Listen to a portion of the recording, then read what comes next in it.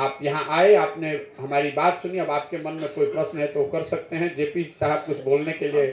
हम आपको आपकी बात का जवाब नहीं देंगे। नहीं दीजिए, ना दीजिए, बिल्कुल दीजिए। सुभाष चंद्र बोस और गांधी पर, हम सुभाष चंद्र बोस के बहुत बड़े फैन हैं, लेकिन गांधी को मैं उससे बहुत ऊपर मानता हूँ। हिटलर से कभी भी प्रभावित नहीं थे।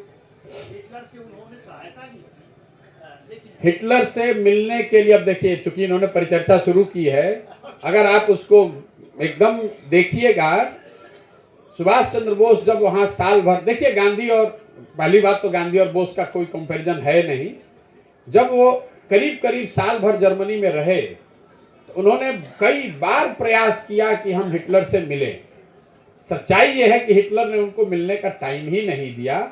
वो पूरे टाइम हिटलर के चीफ ऑफ स्टाफ से मिले, वहां पर जो उनके आर्मी के हेड थे उनसे मिले। हिटलर कभी सुभाष चंद्र बोस से नहीं मिला है। हम, हमारे देश के गौरव हैं, सुभाष चंद्र बोस को मैं नीचे करके नहीं दिखा रहा हूं, लेकिन उस समय हिटलर ने मिलने का समय बोस को नहीं दिया। बोस उसके मतलब उसके चीफ ऑफ स्टाफ से मिलते थे। तो महात्मा का उपाधि किसने दिया? वो किसी ने दिया। हाँ, और मैं, बोस की बहुत बड़ी लेगेसी है, मतलब he was brilliant, par excellence, वो सब ठीक है, लेकिन फिर भी गांधी गांधी है। एक मैं आपको सबको एक चित्र बताना चाहता हूं। देखिए अभी G20 का एक बैठक हुआ है, मोदी जी बहुत सब पिक्चर रिलीज किए, लेकिन एक जो नियति कराती है ना, जो सबसे पावरफुल पिक्चर रिलीज हुआ, वो गांधी के राजघाट पर 20 राष्ट्राध्यक्ष झुके हुए।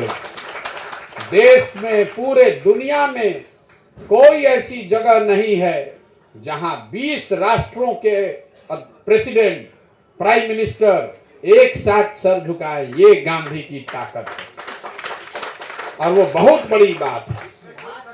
तो गांधी को मानते थे। बिल्कुल मानते थे। वो महात्मा की उपाधि किसने दी? देखिए सुभाष बाबू, और वही पैरेलल लाइफ में आप जाकर पढ़िए, सुभाष बाबू गांधी को उतना ही मानते थे जितना नेहरू मानते थे, लेकिन सुभाष चंद्र बोस ने कई बार ये उनके मन में ये था कि अगर गांधी हमारे बात को नहीं मान रहे हैं तो मैं और नेहरू, तुम दोनों साथ, हम दोनों साथ हो जाएं तो हम लोग जल्दी से देश को आजाद करा सकते हैं। उसके बाद हम लोग जाकर बापू के चरण में इसको अर्पित कर देंगे।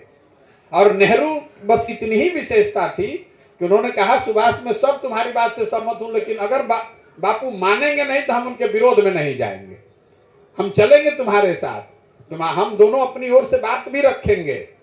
अगर बापू मान गए तो मैं तुम्हारे साथ हूं, लेकिन नहीं माने तो हम भैया छोड़कर नहीं जाएंगे। अल्टीमेटली उनको हम डिफाई नहीं करेंगे। और यही वो वजह रही होगी जो गांधी को टिल्ट किया होगा, क्योंकि गांधी भी मानते थे शुरुआती दिन में कि नेहरू से ज्यादा स्पार्क या करिश्मेटिक थे सुभाष चंद्र बोस, लेकिन अल्टीमेट डिसीजन उनका इसी के वजह से हुआ। खैर ये बहुत लंबी बहसें होती रहेगी। एक मिनट प्रशांत जी, मैं आपके साथ हूं, आपके विचार के साथ हूं, लेकिन आदमी का एक डायमेंशन होता है। कोई जरूरी नहीं कि आपके हर विचार से मैं सहमत हूं। मैंने भी पढ़ा है, मैंने भी लिखा है, मैंने भी देखा है, और मैं ये नहीं कहता कि आपने सुभाष को समझा नहीं, ऐसा नहीं कहता। मैं वहां नहीं जाना चाहता, मैंने काफी इस पर लिखा है, मनन किया है। मैं विषयांतरित हो जाऊंगा, इतना ही मैं कहना चाहता हूं कि मैं आपको आशीर्वाद देता हूं, आप चलिए साथ और करिए, और हम भी साथ रहेंगे। हमारा विचार हो सकता है कि 2-4 साल रहे हम साथ। इसलिए आपने कहा है आपका विचार साथ में रहना चाहिए। और देखिए हमारे लिए तो गांधी और सुभाष दोनों पूज्य हैं।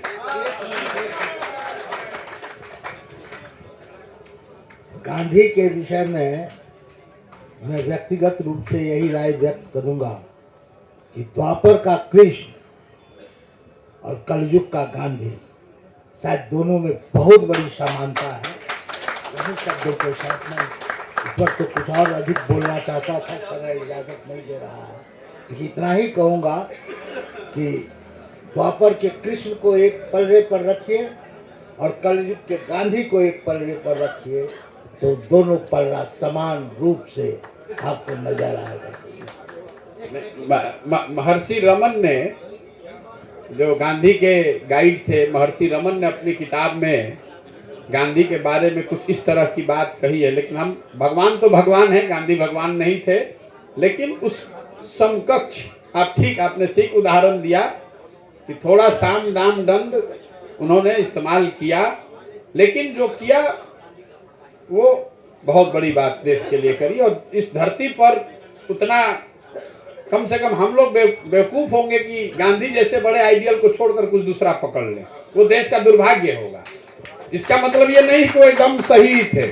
गांधी के कई बात से हम और आप यकीन नहीं रख सकते हैं, लेकिन कोई परफेक्ट तो खाली ऊपर वाला भगवान ही है।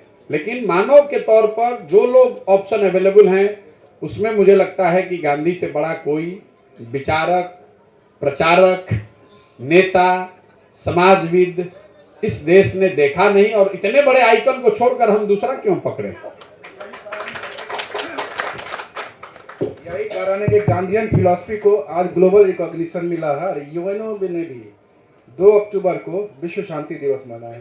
गांधी की प्रासंगिकता, उनके फिलॉसफी की प्रासंगिकता आज भी है, और कंपेयर कंट्रास्ट नहीं होना। दोनों महापुरुष है। सुभाष चंद्र बोस की अपनी आइडियोलॉजी थी और गांधीयन फिलॉसफी एक अलग था, जो हमारे ट्रेडिशन में, या नॉन वायलेंस और पीस केवल गांधी का फिलॉसफी नहीं है, यह हमारे ट्रेडिशन में भगवान बुद्ध का भी अपना, बुद्ध ने भी शुरू किया था। लेकिन उनकी प्रासंगिकता आज भी बनी हुई है। गांधी फिलॉसफी की जब स्थापना हो रही थी, बीएचयू की जब स्थापना हो रही थी, उस वक्त के गांधी का जो आप भाषण सुनिएगा, सबों ने कहा कि गांधी बैठ जाइए आप, सबों ने कहा। उसकी बात अगर सुनिए, एक किताब बैंड है गांधी पर, कभी होगा तो मैं उसकी कॉपी आपको भिजवाऊंगा, समझ गए ना। मैं उस पर नहीं जाना चाहता हूं, मैं आपके साथ हूं। हमारा विचार दूसरा है, क्योंकि मैंने काफी मनन किया है, मैंने देखा भी है। और इतना ही मैं कहता हूं कि आप चलिए, चल रहे हैं, हम लोग भी आपके साथ हैं, लेकिन हमारा विचार अलग है, आपका विचार अलग है। लेकिन विचार को ऐसा देखिए, वही आदमी सही होता है जो अपने सेंटेंस में फुल स्टॉप नहीं देता। हम भी सीख रहे हैं इस उम्र में, आप भी सीख रहे हैं, इसलिए हम आपके साथ हैं। बस इतना ही।